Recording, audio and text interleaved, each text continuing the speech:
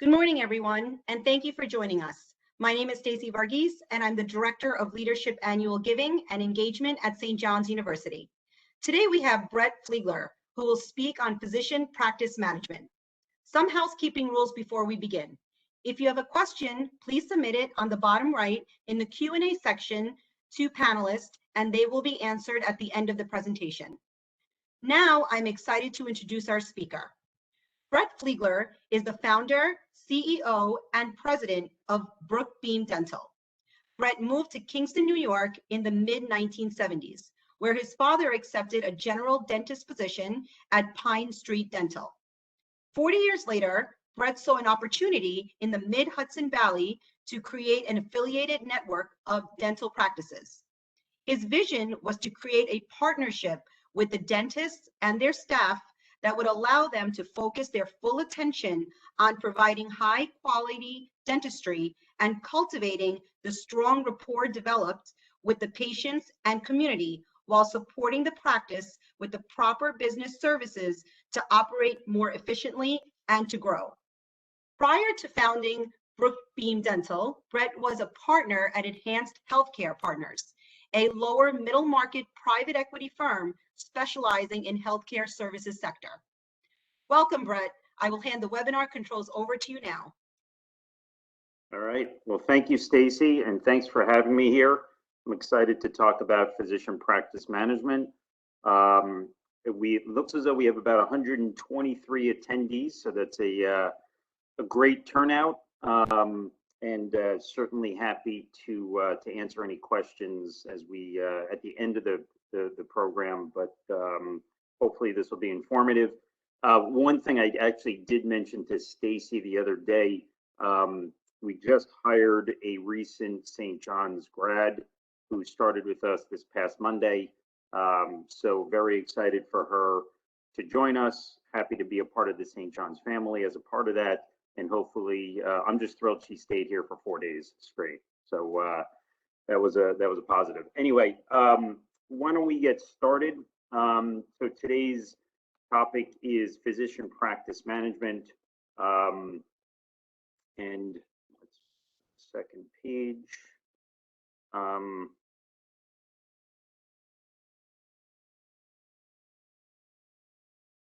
Be having a little trouble getting to my. Oh, there we go. So here's the agenda for today. Some of the topics that we'll hit, and we go to the next page. So intro and bio. This is a little bit of my background.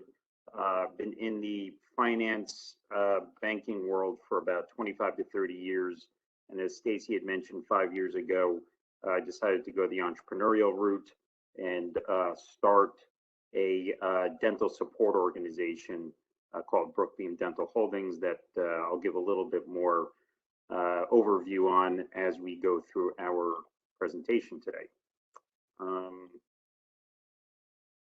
So what is physician practice management? Well, physician practice management is also commonly referred to as management service organizations. But essentially what this type of company does is provide all of the back office support, administrative business functions for a medical or dental practice. Generally, dentists and physicians are very focused on giving care to patients. In this complex world today, become even more difficult to then handle many of the administrative business functions listed on here. So human resources, operations, financial, accounting, credentialing, and so forth. There are normally two ways to do this. One is a physician practice management company will just have a contract with an office, a medical or dental office, to do many of these services. And they just have a regular relationship like that.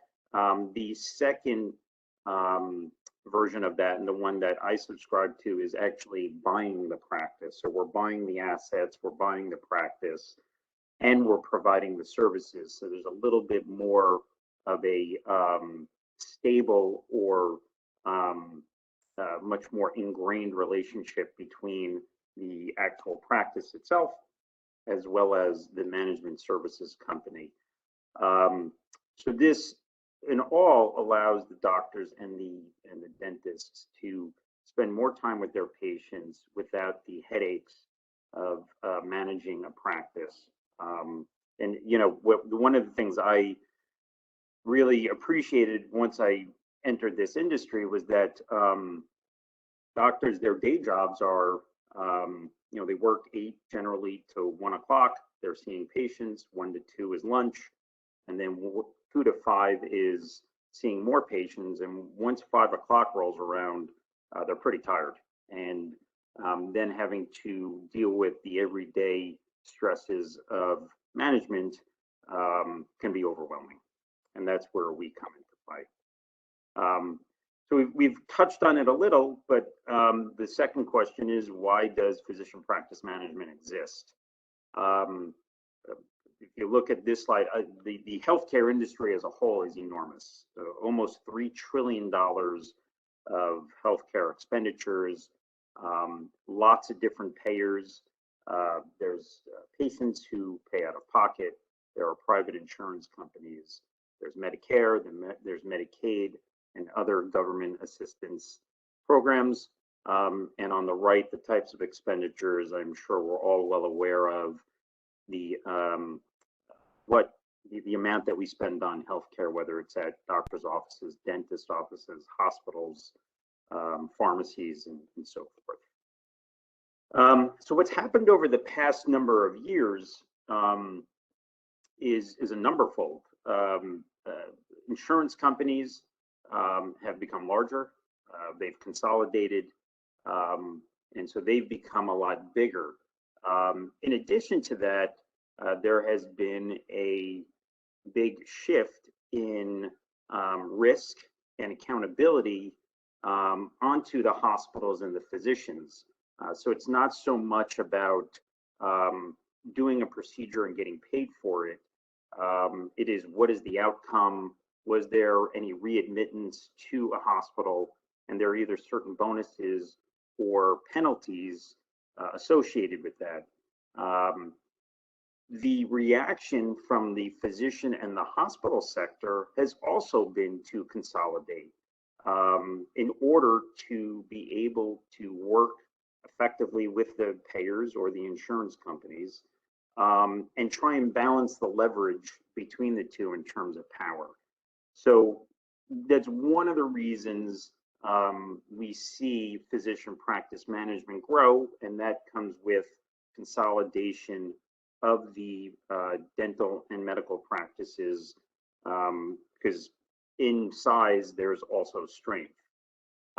In addition, and I talked about this a little earlier, is the complexities of managing a practice or an office. Human resources is a very large part of this. The Department of Labor, specifically in New York State, has many rules, regulations, compliance, even more so with COVID these days. There are many. There's the HERO Act just recently, in which we needed to enact an airborne pathogen plan in place.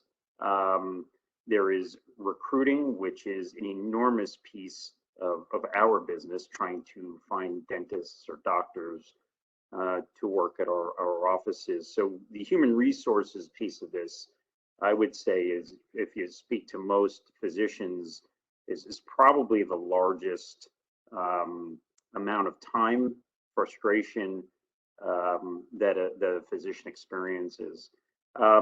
But as we get down the list, there's Medicare and Medicaid. The billing and compliance for both of them is incredibly complex and very specific.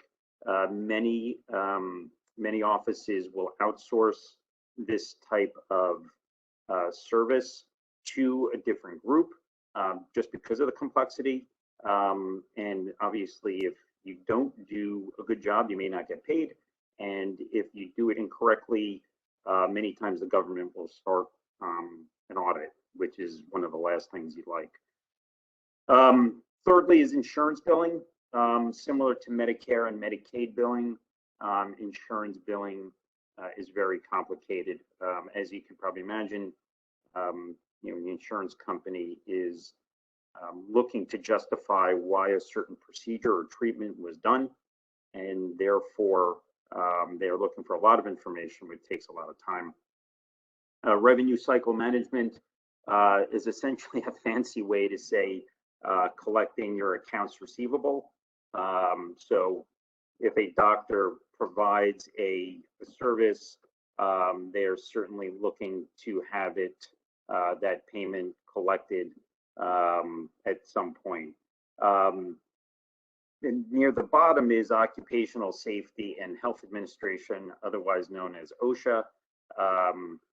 You're very big these days, and especially as it relates to COVID.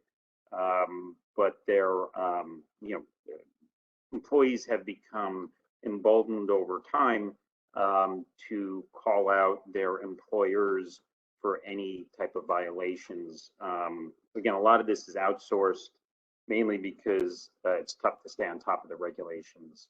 And lastly, but certainly not least important, is supply purchasing. The cost of materials, the cost of supplies has increased over time, again, specifically because of COVID and supply chains. So if you have a larger group and there is a management company involved, we manage that. We can hopefully get better pricing and be a little bit more efficient with just-in-time deliveries and so forth. So here's a little bit of a background as to what are the benefits or what are the reasons why many dental offices, as well medical offices, have grouped together, have been consolidated over time.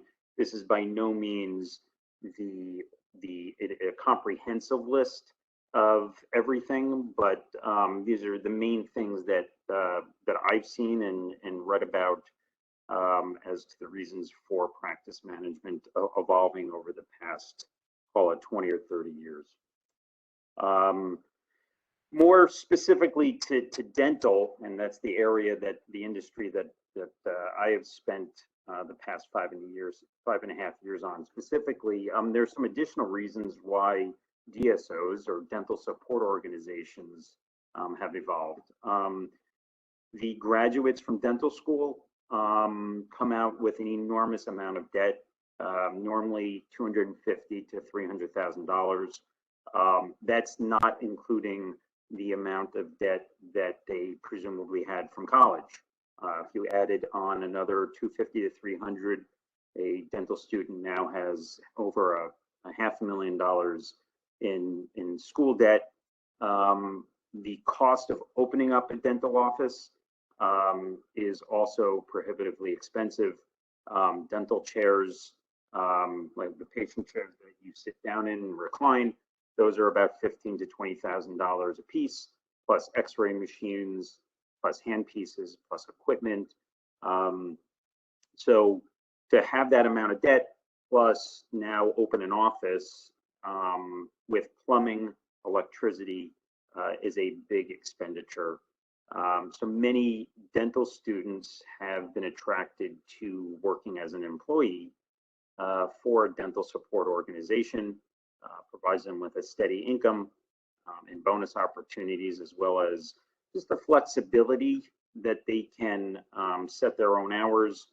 It's a good lifestyle, but in addition, they do not handle or manage many of the headaches of running a business. So it's coming in, working on patients, focusing on patients, and then having the ability to leave at the end of the day and not get a phone call at 2 in the morning, unless it's a patient with an emergency. So there's been a change over time. Obviously, there are some more industrious and ambitious dentists who will open up their own practices, and that's great. but there has been a change in the mindset over the past number of years to working for a group. And on the flip side, you have the current dentists, many of which are in their 50s, their 60s, their 70s, have not been successfully employed or hired an associate, or they had never thought about what their exit strategy is. And so they're first thinking about it now. And as we just saw on the previous slide, there are many dentists, new dentists, that do not have the capital, the financial resources to buy a practice, which leaves many current dentists in a strange position. What do they do with their most valuable asset, and one that they've been working on and building for the past 30, 35 years? And so that has also been a major reason why the aggregation or the consolidation of practices has, again, grown and evolved over the past 3 or 4 decades, as well as many of the current dentists, growing tired of running a practice, as well as dealing with all the management responsibilities. Lastly, the cost of technology to stay current for best practices and the best treatment has increased. The best practices, I'm sure most people who have been to a dentist have had a 2D panoramic X-ray done where it scans the entire jaw. Well, now there is a 3D cone beam CT machine. Those run from between $100,000 to $120,000. It's a large expense for a practice, amongst other things that are helpful for a practice to have from a technology perspective. So a little bit of a rundown of how our physician practice management companies structured. This is a little bit of the legal part. It's interesting, and the reason I bring it up only is because in New York State, amongst other states, do not allow non-dentists or non-physicians to own a practice. So you need to be licensed in the state of New York to actually own a medical or dental practice.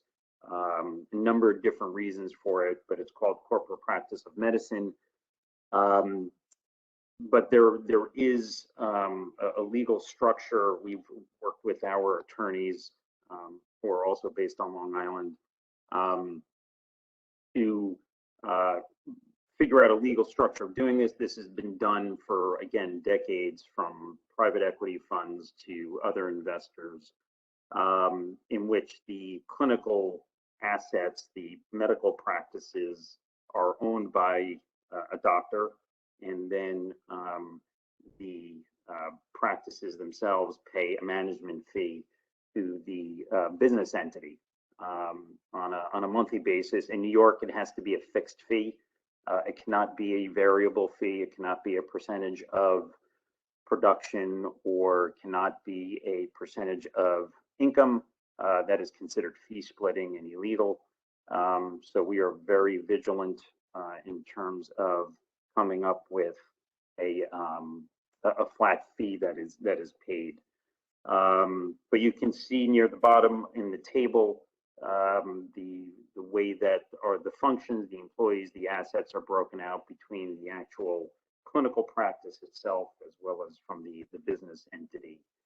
And in terms of just probably confusing, making it even more confusing, here's a representative just graphic of what the structure is like, and so forth. So you can imagine, from an accounting perspective, this drives my finance and accounting group absolutely bonkers. But it's it looks confusing, but after you do it a few times and we keep adding more practices, it becomes a little easier You know, this is the way that has been done and will continue to be done. Moving on, so now that we've established, you know, what is physician practice management, why does it exist, and how has it evolved? You know, the next normal question is, well, all right, well, how does one find and acquire these practices, whether they be dental practices or physician practices?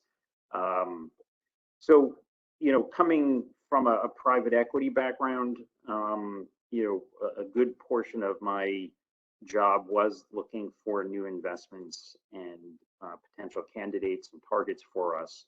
So this came a little naturally, but at the beginning, it's about lead generation. So how do you find the practices that you want to add to your network? And so for us, it has been working with our internal network of dentists, just knowing the local market, being involved in local events, whether they're study clubs, conferences, and just leveraging the knowledge of the current doctors or dentists in our network, whether they have colleagues or friends that have been looking to potentially make a change in their practice.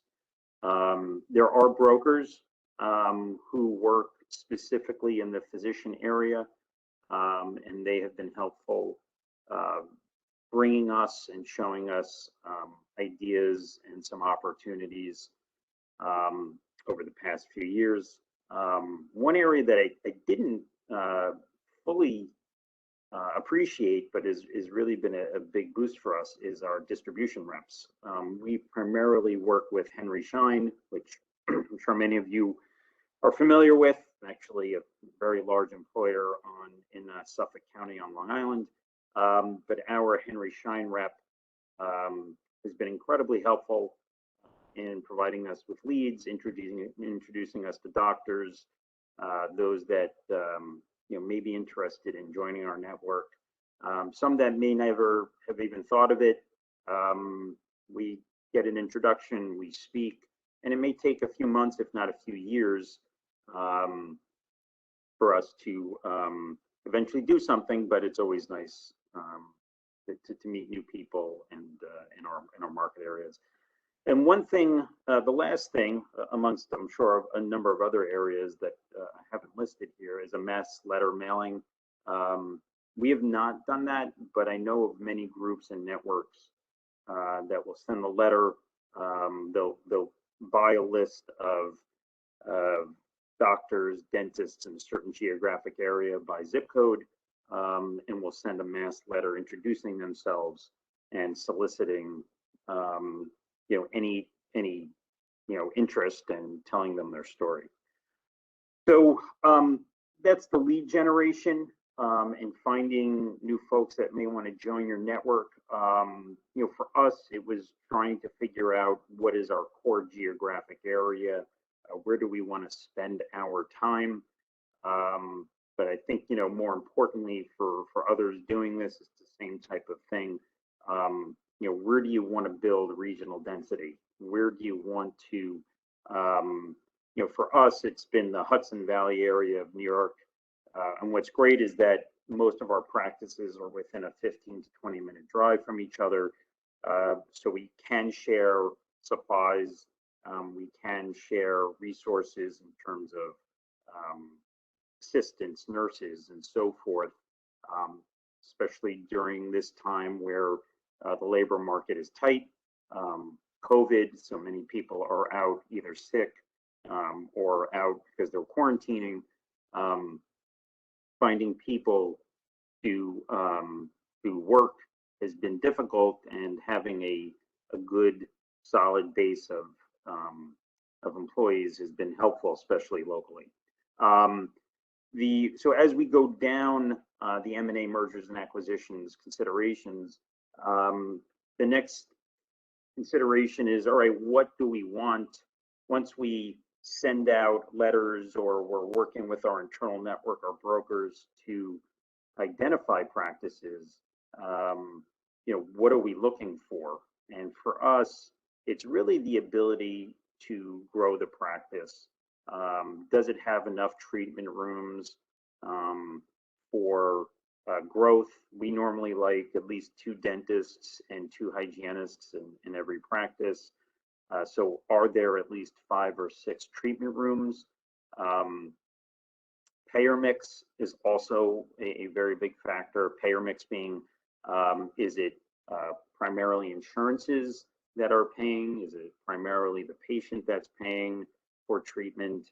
Is it Medicaid that's paying for the treatment?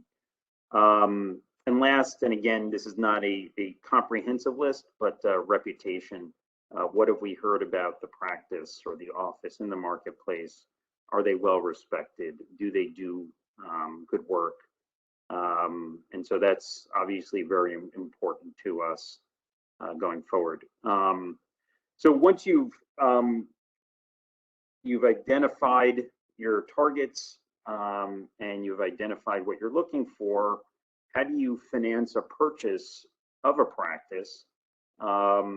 And there's many different ways of doing it. From our experience, from our background, we have used a combination of equity, so our own cash, myself and my partners, and a combination of debt from a local bank that we've had a good relationship with over the past number of years.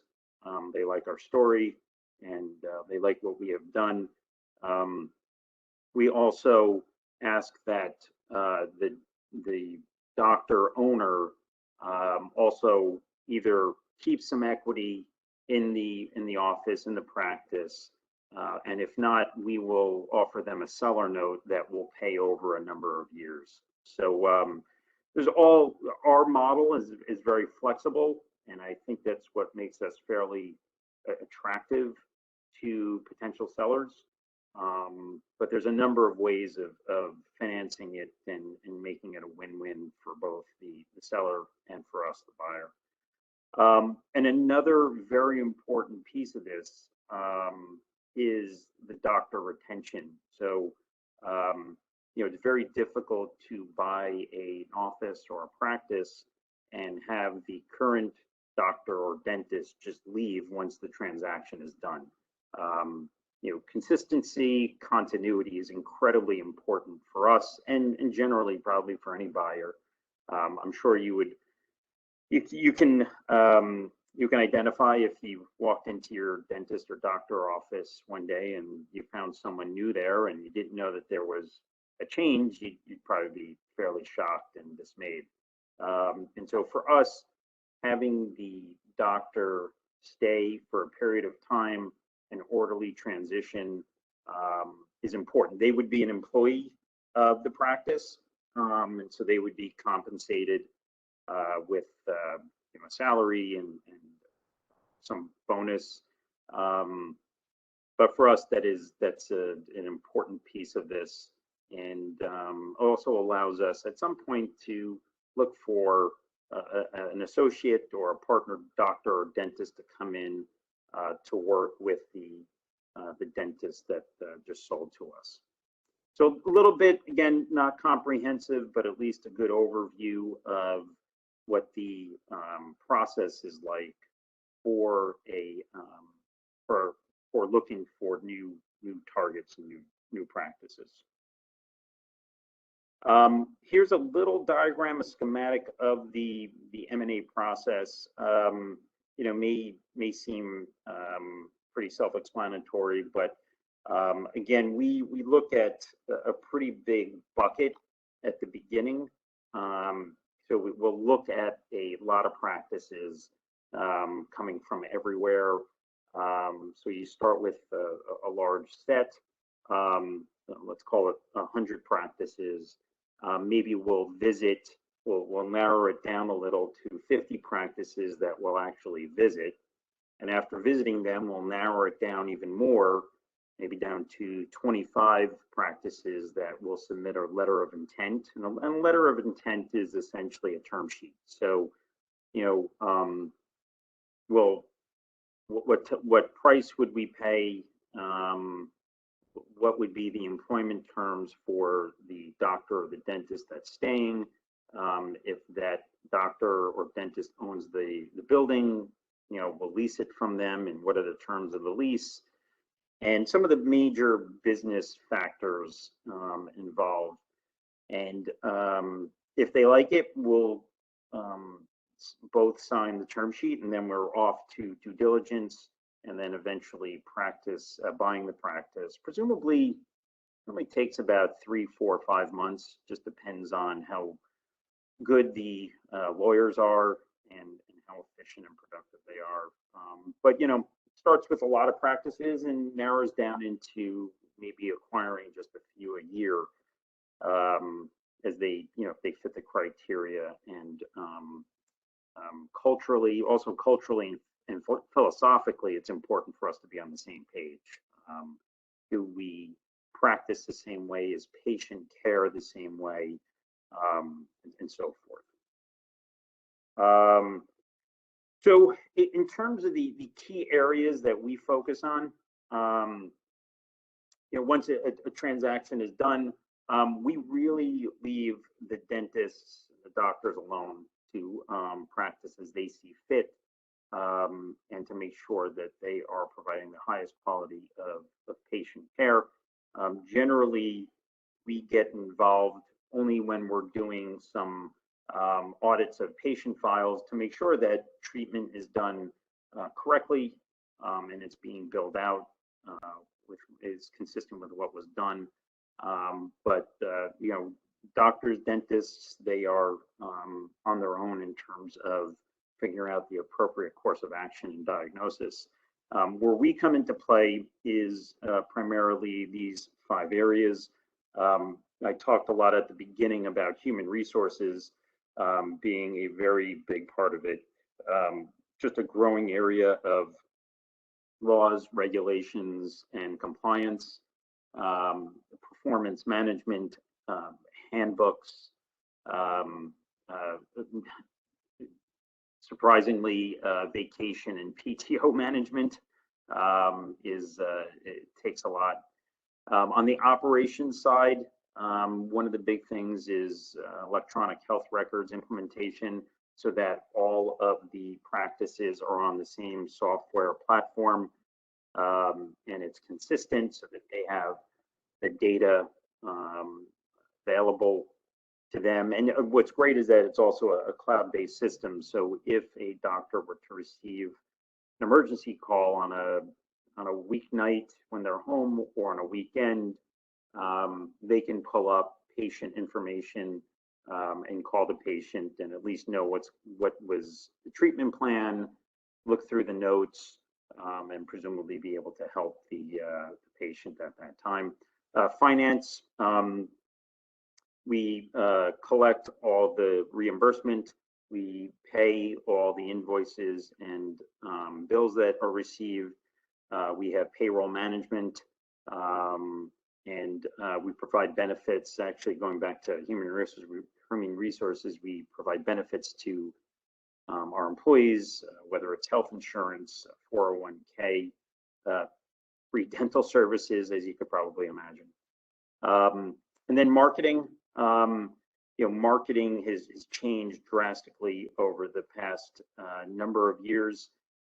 Really more of a shift from newspapers and conferences and ribbon cuttings to more websites, social media, search engine optimization. So we work with a local marketing company that can provide that type of focus and expertise. Again, something that many of the dental practices on their own wouldn't necessarily know how to do, and that's where we come into play. And then one of the most important things is training. That's at all levels of our offices, even with the dentists. Having someone clinically to work with the dentists to improve their skills. And it's not just on the clinical side, it's also working with patients, building a rapport with patients, treatment planning, diagnosing. And then it hits all different levels. Our hygienists, our dental assistants, our front desk. I liken it to if we were a big factory, you would never just hire someone and put them on a manufacturing line without some sort of training, whether it's OSHA related or how to actually do the job. Every dental practice, every medical practice is a little different in their process flow and how they do things. So that to us is critical for onboarding and then just continuing as an employee's time with us goes on. So those are, again, not comprehensive, but a good overview of what do we provide to our supported offices to make their lives a little easier. And then lastly, critical pitfalls. These are, again, not a comprehensive list, but here's at least a little bit of a taster of what could go wrong, and many of these we've actually experienced. But lack of consistent policies and protocols. If there's no set instructions, no set of rules, each practice will be very different, which is fine from a culture standpoint, but from a policies and procedures, there needs to be some guidelines. Again, that part of that comes with training, and part of that comes with actually having a written policy and procedures for all the different functional areas. Another pitfall, minimal training, something I mentioned before, just taking an employee and throwing them into the job is setting them up for failure. It is our job to make sure that employee knows what they're doing and is armed with the right skills and education and background to do that job incredibly well. Little focus on recruiting. That is our lifeblood. We are constantly looking for new dentists. And so having a dedicated person just focused on recruiting was critical for us. And so a lack of that, you'll find yourself with a lot of holes and the inability to see patients at some point if you don't have the providers. No discernible culture. One of the first things we started, or we established before starting the company, was having a mission, vision, and values. We have it posted all over the place in my corporate office here, but as well as our practices. And that's one of the first things that we talk to new employees about, as well as even new practices that join our network. The importance of our mission, vision, and values. That's what our employees are expected to abide by. We know obviously not everybody is perfect, but we really try to guide ourselves from those principles. And then lastly is scalability. What's good, what can be done in one practice or two practices generally cannot be done in 10, 15, 20, 50 practices. There needs to be a certain level of scalability, policies and procedures that are repeatable. While we personally strive for some level of customability in the practices, there's a limit to how much you can actually do. There's got to be some consistency. But any of the, whether it's our EHR or our supply purchasing, that has to be scalable so that as we add on more practices, we're not recreating the wheel every single time, which would take a lot of time, resources, and bandwidth. So that, I think, is my last slide. We've covered a lot of ground. I hope it wasn't overly confusing. This is a very big industry and a lot of complexity. but I do hope that this provided at least a good overview, and be happy to answer any questions, and I'll hand it over to Stacy right now. I did see a couple of questions that came in. The first one is, when hiring someone, are they officially the employee of the management company or the practice? Who is their contract with? So if it is a clinical employee, but anybody that works directly with a patient, then that person is in the physician part of it, and anybody who provides just management services or business services, they're in the business entity of it. It's a good question. How many account representatives does a practice receive from the management company for on-demand need? I'm not sure I understand the question. Can you repeat that again? How many account representatives does the practice receive for on-demand need? If I'm assuming they're asking if there's an issue, is there somebody that we can call from the management company?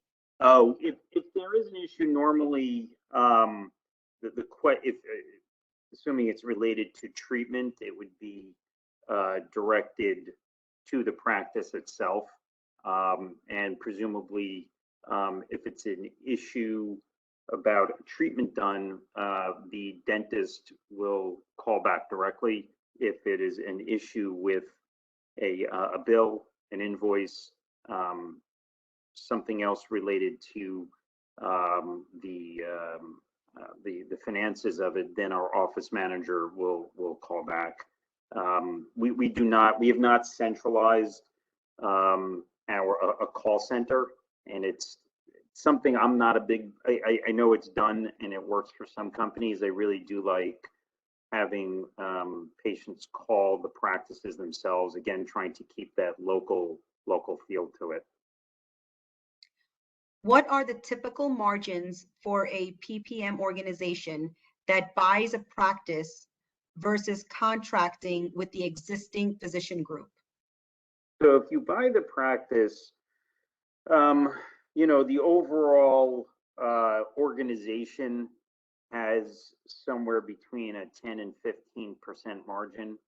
The practices obviously have a higher margin than that, because that's just, it's just the profit in their four walls. So they probably, will have a margin of about 20% or higher. With my group, and the overhead brings the margin down to that 10 to 15%. If we were just doing this and we didn't buy the assets, we'd probably have slightly higher margins. However, the issue is that that contract can, while you might sign a long-term contract, a physician office could just say, hey, you know what, we don't want to work with you guys anymore. We don't want your services. We're just going to break the contract. It becomes messy in terms of a breach of a contract issue. The actual acquisition of the assets and working with them directly is a little bit more permanent. At least that's what we believe. But I imagine that the margins would be a little higher if it was just a business relationship between the two. And the final question, are BPO operations domestic or offshore? All domestic, at least for us. I imagine some would go offshore. For us, it's really twofold. Number one, I like the local feel, and I also like the fact that we're able to hire folks in our area, especially times like this. But we do like to make it so that we see and know the patients that we're treating and that we're interacting with. Okay, great. Do you have any last thoughts? I think that's it for now. Thank you, everybody, for joining. I hope this was helpful. I'm certainly, I love the industry, very passionate about it. And if you do have questions or anything else you'd like to discuss, Certainly, I guess, feel free to reach out to Stacy, and presumably she can direct anything towards me. Hope everyone enjoys the weekend. Thank you, Brett. I actually did see there are 2 questions that just came in. Maybe I can just slip it in. Sure. Yeah, go for it. Great. In addition to payer mix, does reimbursement structure play a part in selecting a practice? Fee for services versus captivation and value-based care? Yeah, so for us in dental, dental is a good 20 years behind healthcare. So interestingly, there really isn't much value-based care, accountable care organizations that is very foreign in dentistry. There's really 3 basic methods. There's insurance, there's the patient pay, and then there's Medicaid. For us, we have strictly stayed with either insurance pay or patient pay. So when we're looking for targets, that's what we're looking for. There are many organizations that do work with and accept Medicaid. It just hasn't been part of our strategy to date. And lastly, is the clinician ownership requirement for New York State pretty typical? Same question about the fixed fee structure versus variable revenue sharing.